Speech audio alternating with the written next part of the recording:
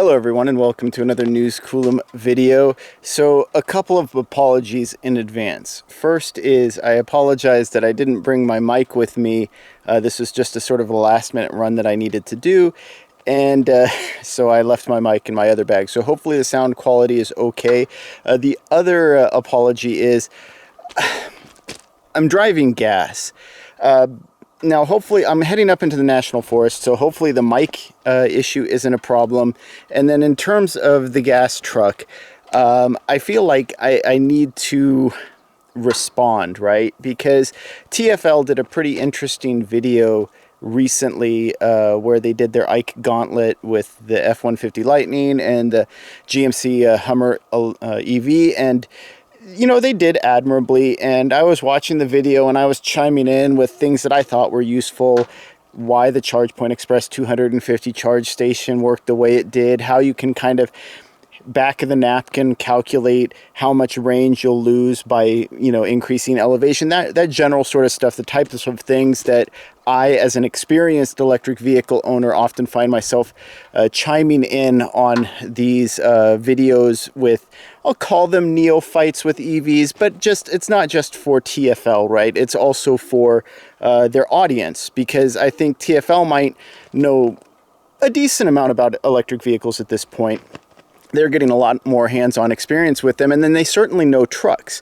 And that's bringing me to my point, because a lot of the people who are chiming in the comments claim to be truck owners. Now, they might be, they might not be, but in my experience, if someone actually uses a truck, especially uses a truck for work, they tend to be a little bit more understanding of other people's use cases, right? It's not just about how they use their truck. So, you know, when someone chimes in and says, well, I'm hauling a 10,000-pound trailer 1,000 miles a day, an electric truck won't work for me. Well, you know what? I'm not going to argue with you. And in fact, I would agree with you. None of the electric trucks today would work for you. But for you to then turn around and say that an electric truck won't work for a majority of people, that's more than a stretch, because, you know, I've grown up with trucks my whole life. I'm using it today the way I've always used this F-150. Now, I hardly ever drive this truck anymore. And it's just that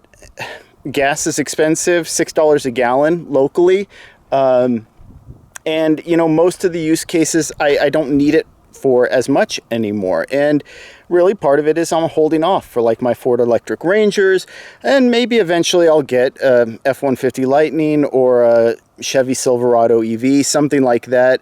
Or maybe I'll try my hand at converting this F-150, because I don't necessarily need a full-size truck, but hey, maybe it could work for me. Realistically, though, for a majority of people who have trucks, they don't use it the way I think a lot of people imagine truck owners to. And I hate to say it too, but we're seeing that a lot of the EV folk, right? The people who are like EV influencers, bloggers, YouTubers, things like that.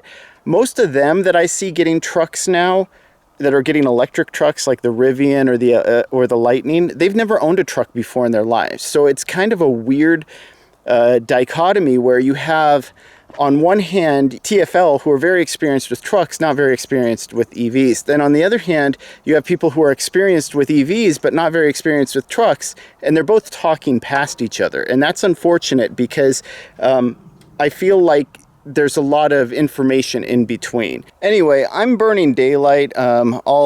You know, I have a lot of work to do first, so I'm going to do that and I'll catch up later. Like I said, I just feel like there's a lot of truth in between, and the way people actually use trucks.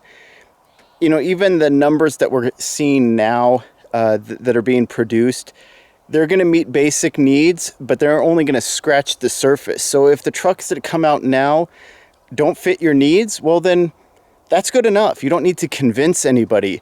I feel like what I'm seeing right now is a bunch of people who don't really own trucks, or at least don't really need trucks, trying to convince people that they do and that they don't want an electric truck. So they now have to convince people, not only do they need a truck in general, they need to convince people that they don't need an electric truck. So it's just crazy, but I feel like just stick to your use cases. And right now, the electric trucks that are coming out, they meet a lot of people's use cases. So anyway, like I said, I've got a few thousand feet to climb and some work to do. So catch up in a minute.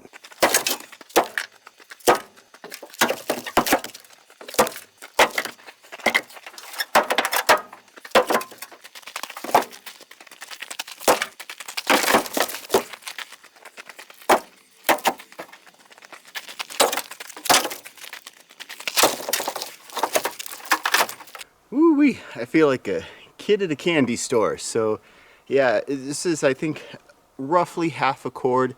I'm just gonna go by US Forestry guidance, but yeah, I gotta get the permits pinned up on here, and this is the first of probably a dozen loads that I'm gonna do. So unfortunately, again, I have to burn gas until I can get my Ford Ranger electrics running, at least one of them, and then I can try to make this run with one of them.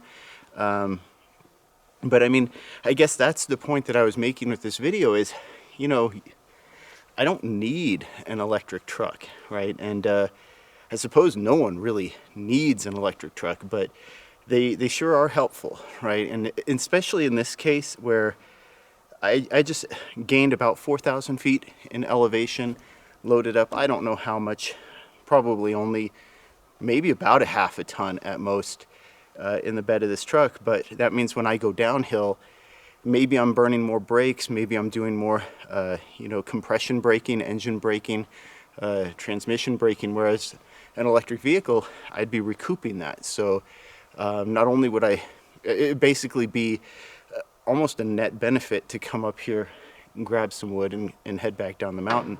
And so, yeah, just sort of in my, like I said, my closing thoughts, I think it's really weird right now that we have a community of truck owners who feel like it's not enough that it has to be about their use case. They're now projecting their use case or somehow imagining that the option of an electric truck is going to somehow infringe on their rights or their freedoms or their ability to drive a gas guzzling truck. And I mean, maybe in some ways it will, as demand sort of wanes for gasoline.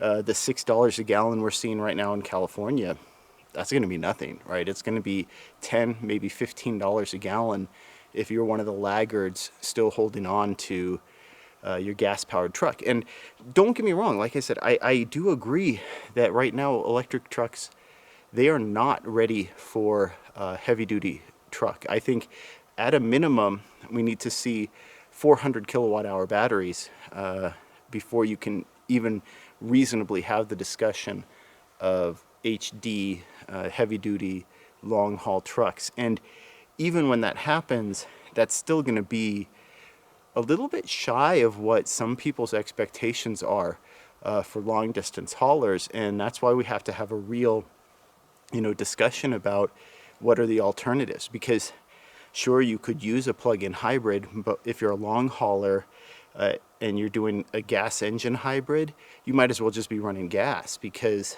that's what you're going to be burning 95% of the time. So there are options for alternative fuels. Now, I'm not a huge proponent of hydrogen. It can be sourced green, but overall it's relatively inefficient, not just in the burning, but also in the storage and transportation. I'd really like people to do a little bit more exploring into the option of anhydrous ammonia, which is, it's only about 18% hydrogen by mass, but with a ruthenium catalyst, you can actually burn it almost like hydrogen, right? You're releasing like 3 ions, I believe, and transporting across a solid oxide fuel cell that's doped with ruthenium, and then all of a sudden you have a liquid fuel source. We already have you know, the industries behind it, the transportation, the way to produce it. We just have to clean up the sources of hydrogen used to create the ammonia in the first place, but then literally fill up a gas tank, ammonia tank, and you have 500 miles of range and you get back on the road in 5 minutes. So I think that's an option to explore, but yeah, we're not really at that point even yet. Like I said, maybe 400 kilowatt hour battery packs, and at that point, if you can sort of preserve, you know, 1,000, 1,500 2,000 pounds minimum payload and a 15 to 20,000 pound tow rating with a 400 kilowatt hour battery pack, then we can start looking to, cycle out the 3/4 ton, give people a viable option for that. And then one more thing I wanted to close on with the TFL video. They asked which trucks the people there would prefer. I don't know who the guy is, but he was riding the support truck, and he's like, yeah, I would want the Ram. I only used a 1/4 tank of gas after doing this whole cycle. And it's like, no duh, you were doing tow speeds in a truck that wasn't towing. If you used more than a 1/4 tank of gas, there's a real problem there. The truth is you hook that trailer up to the back of that Ram and you'd use double. So still better than the electric trucks, but really, you want to make that argument that a gas or a diesel truck without a payload and a trailer is a little bit better than an electric car towing a trailer? That's a big stretch, but I thought it was hilarious. But anyway, I gotta tag this up and get headed back. But like I said, it's just a little bit frustrating to see truck guys who know nothing about electrics trying to crap on electrics or the option of an electric truck, and electric folk who know nothing about trucks trying to defend use cases that maybe aren't realistic. We're living in some weird times, folks, but suffice to say, at some point I do want to get an electric truck. Hopefully I can get my subscriber count and view count up high enough that Ford will actually lend me vehicles to review. It's kind of unfortunate that I've been sort of stuffed in a corner as the Bolt EV guy, when really, my emphasis is more about the charging infrastructure, but just electric vehicles in general. And I don't have a big enough platform to sort of share some of the things that I would like to share and the options that I would like to share. So hopefully I can put my nose to the grindstone a little bit more, get a little bit more, traction, and then, maybe some of these larger automakers will let me showcase some of these electric vehicle options in some use cases that I really don't see the EV guys doing, which is unfortunate, because there's a lot of people who just need trucks, and they would like to not have to pay $5, $6, $7 a gallon to do their regular 100, 150, 200 mile routines, towing trailers locally, picking up deliveries, doing stuff like this, picking up wood, going to the hardware store, doing their contractor work.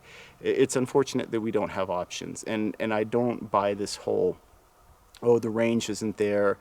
My Ford Ranger electrics that I'm working on, the Chevrolet S10 EVs, those came out 20 years ago, 60 to 80 miles of range, and a lot of fleets absolutely loved them, because guess what? It turns out that 60 to 80 miles of range is enough for a lot of commercial needs. And newsflash, but 20 years later, a lot of commercial needs haven't changed that much. So this idea that you have to have a 300, 400, 500, 600, 800 mile range EV truck capable of towing 10,000 pounds up a hill 15 miles with an 8% grade, or whatever the BS arguments are, it ignores the vast majority of people who would actually benefit from an electric truck. And I'm talking about the working people who actually use trucks for what they're intended for, and don't need someone talking down to them about how their use case isn't valid, or how